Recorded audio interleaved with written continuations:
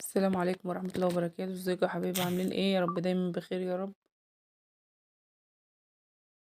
احلى سينابون ده ولا ايه؟ هنعمل مع بعض سينابون بطريقة هشة وقطنية جدا. الطريقة دي هتعتمديها عندك لكل المعجنات. العجينة قطنية جدا وهشة جدا، تنفع للفطاير، تنفع لأي معجنات حابة تعمليها. وهنبتدي ان شاء الله مع بعض المكونات بتاعتها بأمر الله مع بعض بأسهل طرق، يعني بدون تعقيدات ولا أي حاجة. بس هنبتدي إن شاء الله بالصلاة على سيدنا الحبيب المصطفى عليه أفضل الصلاة والسلام. اللهم صل وسلم وبارك عليك يا حبيبي يا رسول الله، صلاة تنحل بها العقدة، تنفرج بها الكرب، وتقضى بها الحوائج، تنال بها الرغائب وحسن الخواتيم، ويستسقى الغمام بوجهه الكريم وعلى آله وصحبه في كل لمحة ونفس بعد كل معلوم لك. ان شاء الله نبتدي باول حاجه كوبايه لبن حليب دافي، هحط فيها معلقه سكر ومعلقه خميره هندوبها عشان نختبر الخميره ان شاء الله، عشان نتاكد ان العجينه بتاعتنا باذن الله هتخمر معانا. هقلبها كويس وادوبها واغطيها واسيبها على جنب كده لحد ما تتفاعل مع بعضها وتبتدي تتخمر وننشط الخميره. الطبق اللي انا حطاه على النار ده انا حاطه فيه 3 معالق دقيق مع كوبايه ميه، بقلبهم كويس قوي، هما ميه ودقيق فقط بدون اي اضافات.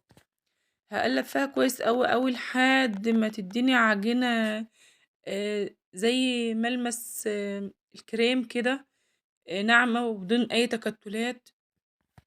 العجينه دي بمثابه محسن للمعجنات. معايا كيلو دقيق لكل انواع المخبوزات، هحط عليه 3 معالق كبار لبن بودر. وطبعا ما ننساش ذرة الملح. اللبن البودر محسن هو كمان لأي معجنات، وبيحسن الطعم وبيدي هشاشة للعجينة. معايا بيضة بدرجة حرارة المطبخ. احط ذرة فانيليا، ما ننساهاش عشان زفارة البيضة طبعا. وكمان هنبتدي نقلب المكونات دي فانيليا عندي انا بجيبها كده في العلبة، بصراحة حلوة قوي. او باكت فانيليا اللي موجودة عندك فانيليا سائلة لأي حاجة حطيها. هنقلبها كويس قوي وهنضيف الخميرة. نزلنا الخميرة اللي احنا عملناها مع بعض. ممكن نقلل كمية الحليب، نعملها نص كوباية ونحط علبة زبادي، هتبقى برضو تحفة جدا. لأن الزبادي بيطر المعجنات وحلو قوي، بيساعد على التخمير وبيخلي العجينة هشة برضو. عادي لو ما عندكيش هتحطي كوباية اللبن زي ما انا حطيتها كده. المهم ان احنا ما نوقفش نفسنا على اي حاجة خالص، اللي موجود عندنا احنا هنشغل نفسنا بيه وبأمر الله هتاخدي عجينة هشة وهتعتمديها عندك، مش هتبطلي ان شاء الله تعمليها خالص. وبدل ما تروحي تشتري القطعة ب30 ولا 40 جنيه، احنا نعمل ونملى البيت للولاد ونأكلهم في بيتنا أنضف وأحسن. طبعا لميت العجينة والمكونات اللي هنضيف العجينة اللي احنا عملناها اللي هي المحسن، هنضيفها بعد ما بردت طبعا على العجينة وهنقلبها كويس جدا.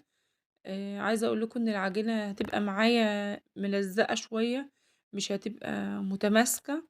وهو ده افضل حاجة ان انتي تعملي العجينة تكون بالطريقة دي، تكون عشان تديكي هشاشة، متبقاش العجينة مكتومة وتبقى اللقمة ناشفة وقاسية، لا تبقى طرية وهشة وقطنية كده معاكي. هتلاقي العجينة ابتدت تلزق اول ما انت حطيتي اللي هي العجينة اللي احنا عملناها المحسن دي، اللي هي بالعجين والمية. هتبتدي تلزق معاكي شوية لحد ما تبتدي تلف. طبعا انت لو عندك عجان هيريحك طبعا من العجن ده كله، مش هياخد معاكي 5 دقايق او 7 دقايق.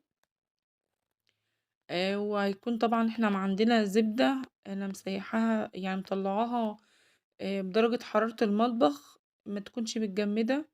هنحط حوالي 3 معالق زبدة في العجينة، وهنبتدي ندخل العجينة. هتلاقي العجينة دابت معاكي ورجعت فكت معاكي تاني، هترجع تتشكل معاكي تاني وتبقى ما شاء الله عاملة زي قطعة اللبان في ايدك، وتبقى سهلة التشكيل وحلوة جدا. هندوبها كويس قوي الزبدة وندخلها جوه العجينة بالشكل اللي انتوا شايفينه ده. طبعا لو انتي مشغلة العجانة هيبقى اسهل لك واسرع طبعا في العجن. هنخلص بقى كل المقادير دي كده وندخلها مع بعض لحد ما العجينة تتشكل وتبقى طرية جدا معايا. هنبتدي نسيبها بقى في مكان دافي وهنغطي عليها عشان تتخمر. طبعا احنا هنفضل نعجن فيها كويس اوي لحد ما تكون العجينة اللي انا قلتلكوا عليها بالشكل ده كده. هتبتدي العجينة تلم معاكي. انت بتدخلي العجينة بالشكل ده كده، هي بتبقى ملزقة بالطريقة اللي انا بوريها لك دي كده. هنغطي عليها بقى في الطبق كده بكيس او ستريتش او اي حاجة وتحط على فوطة مطبخ علشان تخمر معاكي. دي زبدة حوالي 3 4 معالق اللي هتحطي عليهم معلقتين سكر، والقرفة طبعا اللي هي البودر المطحونة، ونجيبها من مكان كويس قوي علشان ما يبقاش فيها اي تراب او اي حاجة مش لطيفة. هنقلب حوالي معلقتين، للي بيحب القرفة ممكن نزود 3 معالق. احنا ممكن نعمل جزء بالشوكولاتة، يعني ممكن نعمل بدل القرفة كاكاو غير محلى للناس اللي ما بتحبش القرفة. بس بصراحة سينابون يعني قرفة. فهنقلب الزبدة مع السكر والقرفة علشان ايه يبقى العجينة سهلة عندنا. هنبتدي نعمل الصوص الابيض. طبعا ولا كذا طريقة. دي كوباية سكر مطحونة ونص كوباية لبن بودر، ممكن تحطي كوباية لبن بودر كاملة. دي حوالي 3/4 كوباية لبن حليب، مثلثين جبنة أو 3 أو 4 اللي موجود عندك ممكن تحطيه. دول معلقتين زبدة أنا سيحتهم كويس قوي، طبعا ما بحطش المرتة اللي في قلب الزبدة. دي زبدة فلاحي كانت عندي، فانت ممكن تحطي زبدة فرن أو نيوزيلندي اللي موجود عندك. أي زبدة طبعا هتشتغلي بيها.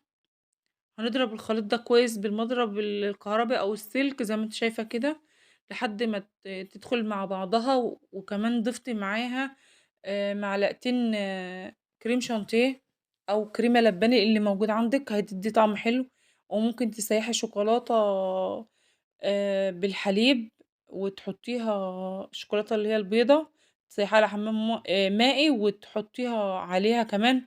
هتعززي الطعم بتاع الصوص الابيض. هنبتدي نفرد العجينه زي ما انتم شايفين، انا خدت جزء منها هبتدي افردها كده. طبعا انا رشيت الرخامه بالدقيق عشان العجينه طبعا ملزقه شويه فهتلزق مني في الرخامه. فانا هبتدي ابططها واحاول اعملها مستطيل طبعا رقيق وحلو علشان ما يبقاش القطعه سميكه. هفرد بالفرادة دي طبعا لحد ما اوصل، وهنسوي الاحرف وهنظبطها ونخليها مستطيل بالطريقة دي معاكي. طبعا العجينة كل ما بترتاح كل ما بتفرد معاكي اكتر. وطبعا العجينة اصلا هي ما شاء الله بتفرد بسرعة لانها مخدومة صح. كل ما بتخدمي العجينة معاكي كل ما بتديكي نتيجة افضل. طبعا انا هسخن الفرن في الوقت اللي انا شغالة فيه علشان العجينة اول ما تخمر بعد ما بنشكلها هنبتدي نحطها في الفرن، فلازم اسخن الفرن بتاعي من قبلها لحد على ما العجينة تخمر. أنا ضبطتها بالسكينة كده وعملتها عملتها مستطيل زي ما انتوا شايفين كده. هبتدي هنوزع بالطريقة دي كده الزبدة، خليط الزبدة بالقرفة بالسكر. هنوزع على كل العجينة بالطريقة دي كده. هنفردها وهنبتدي بقى ممكن نلفها رول، وممكن ان احنا نقطعها شرايح زي ما انتوا هتشوفوا دلوقتي. الطريقة اللي انا عملتها دي اسهل طبعا، حلو جدا. بيطلع لك القطعة ملفوفة صح وما بتبقاش اشكال غريبة ولا اي حاجة. بتديكي قطعة السينابون مظبوطة ما شاء الله عليها. ودي افضل طريقة بصراحة تعملي بيها سينابون، وطبعا هتوفري كتير جدا هتأكلي ولادك وهيتبسطوا منه ولو عندك اي مناسبة ولا عيد ميلاد طبعا هيشرفك قدام ضيوفك. طريقة الخلط الزبدة مع السكر أفضل من إنك تعملي الزبدة لوحدها ترجعي ترشي قرفة وبعدين ترشي السكر. فالخليط ده اسهل لك طبعا. زي ما انتم شايفين كده انا هبتدي اعملها شرايط بالطول علشان الفها آه، رول. الطريقة دي حلوة قوي بصراحة. افضل من انك تلفيها كلها كاملة وتفضلي تقطعي، هتطلع واحدة معاكي مش مظبوطة كده معاكي. زي ما انتم شايفين كده هتطلع ما شاء الله حلوة قوي. وطبعا لو انت عندك ورق زبدة هتفرشيه في الصينية اللي انت هتسوي فيها، ما عندكيشي هتدهنيها تبطني الصينية بقطعة زبدة صغيرة علشان ما تلزقش فيها. هترصيها طبعا بعيد عن بعضها لان لسه هتختمر، ولسه كمان في التسوية هتبقى لازقة في بعضها قوي، فاحنا هنبتدي ان احنا نبعدها عن بعض واحنا بنرص. زي ما انتم شايفين كده انا كملت بقية القطعة تقطيع، وهنبتدي نلفها كلها بقى كده ونرصها في الصينية. وهنعمل نفس الطريقة دي كده في باقي العجينة. هنقسمها على جزئين 3 على حسب ما انتي عاملة بالشكل ده كده. القطعة ما شاء الله طالعة مظبوطة جدا والمقاس مظبوط حلو قوي. الطريقة دي انا رصيتها، وده عندي اللي بعمل فيه كب كيك ينفع للسينابون. في منها للسينابون اصلا مخصصة للسينابون. والصينية دي عندي برضو بتاع الكيك. انا رصيت في كل الصواني عشان تشوف الاشكال بصراحة هتبقى جميلة قوي.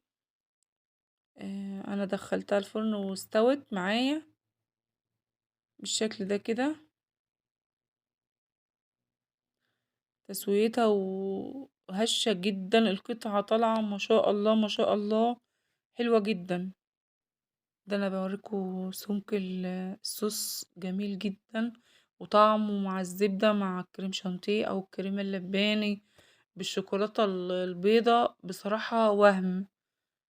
قطعة السينابون وهي غرقانة كده في الصوص بصراحة حاجة بتدوب في البق كده دوبان. ما شاء الله ما شاء الله بألف هنا على قلوبكم يا رب. لو وصلتوا معايا لحد هنا ما تنسونيش طبعا باللايك والشير. ما تنسونيش بدعوة حلوة. ما تنسوش تشتركوا في القناة وتفعلوا الجرس عشان يوصلكوا كل جديد بإذن الله. محتاجة منكم الدعم، وهستنى اللايكات والتعليقات بتاعتكم. ما تحرمش منكم يا رب. والسلام عليكم ورحمة الله وبركاته. طبعا أنا نسيت اقول لكم ان انا عملت عليها صوصات شوكولاتة بقى. اي صوص انتوا ممكن تحطوه عليها. تسيحوا شوكولاتة زي ما انا عملت بالطريقة دي. اي حاجة عندك حابة تزيني بيها صوص كراميل، صوص شوكولاتة، اللي انتوا حابينه حطوه يا حبايب قلبي. زي ما انتوا تحبوا يعني. التذويق ده يرجع لذوقكم ولرغباتكم طبعا. بتمنى لكم التوفيق.